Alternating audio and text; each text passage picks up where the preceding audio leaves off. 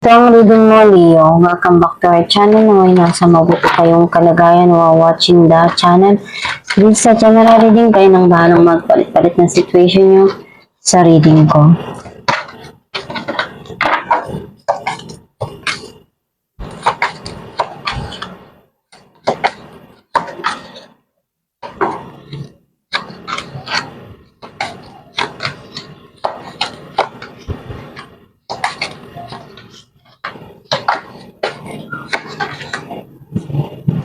At the bottom of the deck, Page of Swords. I feel like yung energy mo, andun yung may mga bagay ka dito na kailangan na habaan yung pasensya mo at mayroong mga bagong binibigay sa'yo na ideas para makatulong doon sa mga nangyayari sa buhay mo. And some of you petting, may mga inaaral ka dito, inaalam na para dun sa mga dumarating na sitwasyon sa iyong buhay at also pwedeng nandun sa point na iniisip mo na kailangan mong matuto, kailangan mong mas mapaunlad yung buhay mo and unti-unti mong nare-realize lahat ng mga bagay na gusto mo pang marating sa buhay. Ang mensahe ng card mo, nakikita ko nandun yung pagmamahal nitong tao na to na punong-puno. Gustong iparamdam, ipakita. Some of you, pwede ikaw to na binibigay mo dun sa mga taong nandyan para sa'yo. Yung hindi ka iniiwan, yung nagmamahal sa'yo kahit ano yung mangyari. May mga minamanifest ka na pagbabago, na mga bagay na pangarap mo, na matagal na gusto mong mangyari sa buhay mo. Some of you pwedeng may travel. Ngayon, nare-realize sa sarili mo kung paano alagaan yung sarili mo, paano ibigay yung mga pangangailangan mo. Alam mo na ngayon kung paano mo i-handle ngayon yung mga sitwasyon na pansarili mo. Ngayon mo naiisip na mahalaga pala yung pangangailangan, yung kalusugan, yung needs, everything na around yourself na mas gusto mo ngayon na ibigay yun more than anything. Nakikita ko na andun yung pagmamahalan ng dalawang tao na ginagabayan ng may kapal. And pwedeng ikaw din to na pinupunuan mo yung pagmamahal na kailangan mo sa sarili mo. Instead na ihingi mo pa sa iba, ikaw na yung nagbibigay.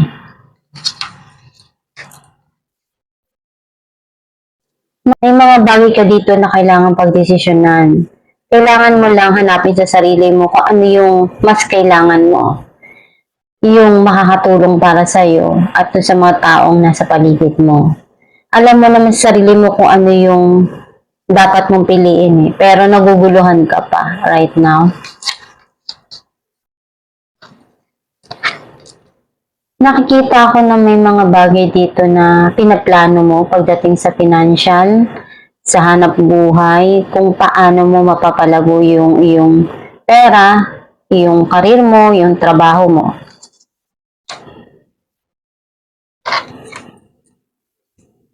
Merong transformation na darating para sa'yo na new beginning yun, kumbaga sa buhay mo. Bago siya para sa'yo na ngayon mo lang mai-experience. Some of you nagkaroon na ng endo sa situation na yun, ipapasok na bago na sitwasyon sa buhay mo.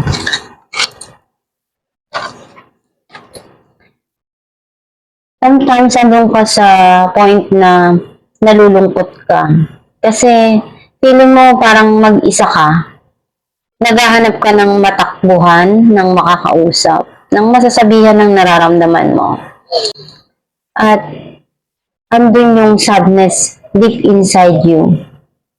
Some of you pwedeng nabibitin sa panggastos, And ganun talaga ang buhay. Hindi naman perfect ang buhay ng tao. Kailangan talaga ng sadness and happiness para equal yan. Pag naranasan mo yun, may mga bagay ka kasi na kailangan matutunan doon. At may kukuha kang aral doon, lesson, how to handle your situation, your life, ngayong mga dumarating sa'yo na pagsubok or in the future. Kasi yung experience na yun, hindi mo naman siya matututunan kung saan-saan. Every time na may mga pagsubok na dumarating sa atin, iba-iba yung learning natin doon. Basta isipin mo lang kung ano yung na-experience mo ngayon, pag sumikapan mo lang na malagpasan mo yun. Clarify natin ang King of Cups. Eight of Pentacles and Two of Swords. Nakikita ko na andun yung pagsusumikap mo na maibigay yung needs, yung pagmamahal also. Marami kang pagsubok na pinagdaanan, pero nalagpasan mo naman yon. Some of you pwedeng may mga bagay ka ngayon na na-experience around sa trabaho na sobrang nagsusumikap ka, pero andun pa rin kasi yung pagmamahal mo na binibigay mo dun sa trabaho mo dahil mahal mo yung ginagawa mo. At masaya ka kung ano yung meron ka. Some of you pwedeng mayroong mga bagay ngayon na pinagdadaanan ka sa trabaho na hirap or ginagawa mo lahat ng paraan na makakaya mo para mapaunlad yung hanap buhay mo, yung karir mo, and masaya ka kung ano yung ginagawa mo dahil andun yung puso mo sa trabahong yun. Masaya ka kung ano yung meron ka.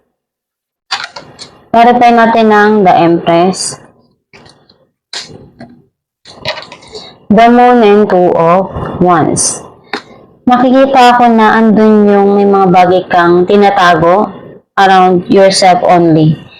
May mga plano ka para sa future mo na gusto mong makuha. Masaya ka dahil alam mo sa sarili mo na maibibigay mo yun. Gusto mong gawin yun dahil ayun yung pangarap mo. Ayun yung magpapasaya sa'yo. Mga plano na gusto mong mangyari para sa'yo in the future. Clarify natin ang Seven of Cups. Page of Pentacles and Nine of Pentacles. May mga opportunity na dumating sa buhay mo na talagang ginrab mo yon at masaya ka dun sa mga na-achieve mo. Kontento ka naman and independent ka eh. Masaya ka dahil may mga bagay ka na nakuha ngayon na hindi mo naranasan before. Clarify natin ang Death.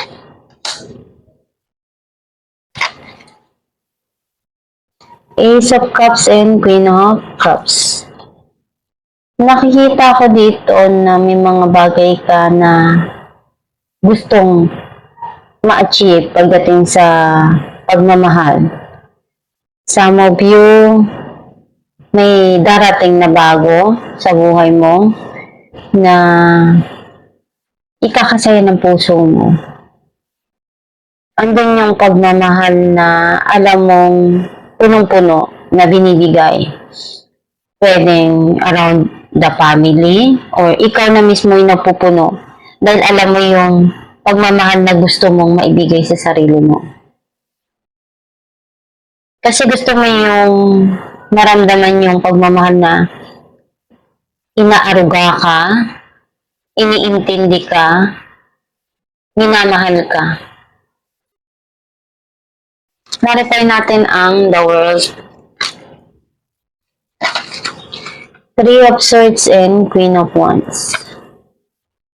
Sobrang saya mo dahil nakawala ka dun sa pain, sa sadness na naramdaman mo before. Minamanifest mo na mabago yung lungkot na yon.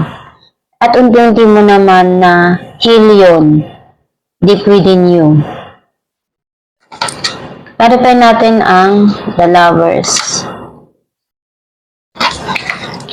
5 of Cups and 2 of Cups. Nakikita ko dito na may mga bagay kang pinanghihinayangan sa past, pero pinupunuan mo pa rin naman yung pagmamahal na yon. Pagmamahal na alam mong maibibigay mo o maibibigay sa'yo nung someone sa buhay mo. May mga sitwasyon kasi na iniisip, binabalikan mo pa rin na nangyari sa nakaraan. Pero nakita ko naman na unti-unti naman na nagiging masaya ka dun sa mga bagay na meron ka ngayon. Clarify natin Page of Pentacles. Makikita ko na may bagong papasok sa'yo na opportunity. Pwedeng sa career, sa trabaho, or relationship na mag-i-invest ka ng sobra-sobra. Matagal mo nang pinaplano isa-isa kung ano yung mga gusto mo na hakbang na gagawin dito. And may mga bagay ka dito na gusto mong maibalik sa'yo in the future. Clarify natin ang 5 of Pentacles. The Hierophant and Page of Cups. Alam mo kung ano yung makakabuti para sa'yo. Andun naman yung inspirasyon mo na nagbibigay sa'yo ng motivation palagi and inspiration. Someone to sa buhay mo na nagpaparamdam ng pagmamahal. Sa movie, pwedeng may marriage na involved dito. Kasi meron ditong mas nakakabata Either kapatid, anak, na pinapakita yung pagmamahal towards you, yung nararamdaman niya, yung sinasabi niya sa'yo kung ano yung kanyang pag-aalala or pagmamahal na maibibigay, pinapakita. Sa movie, andun yung iniisip mo yung mas makakabuti para sa'yo at doon sa mga taong mahal mo. Though may mga bagay kang na-experience before na lungkot or negative na nararamdaman sa nakaraan, pero unti-unti mo namang nare-realize kung ano yung makakabuti dun sa mga sitwasyon na pumapasok sa buhay mo. Alam mo natin kung ano mensahe ng gabay.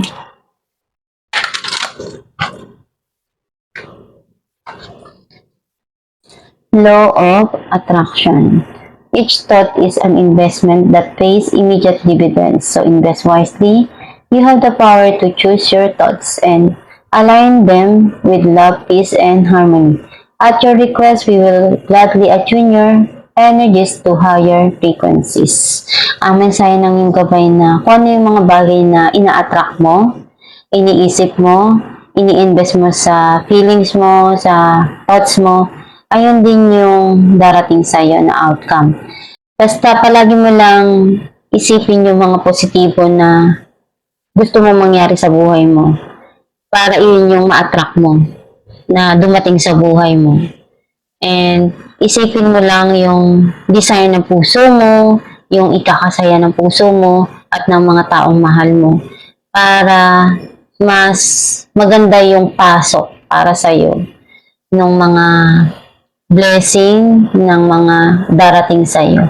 At magdasal ka lang palagi para magabayan ka, mabigyan ka ng mga bagay na magandang ideas para sa buhay mo, sa mga pangarap mo na pwedeng makatulong sa iyo. And pag sumikapan mo lang yung mga pangarap mo, gawin mo lang yung makakaya mo doon para maabot mo yung mga gusto mo, yung mga pangarap mo sa buhay. At maibigay mo yung sa mga gusto mong tulungan around your families. At ito ang yung reading, Leo. Kung nakaresonate ka, kindly comment down below. Thank you for watching.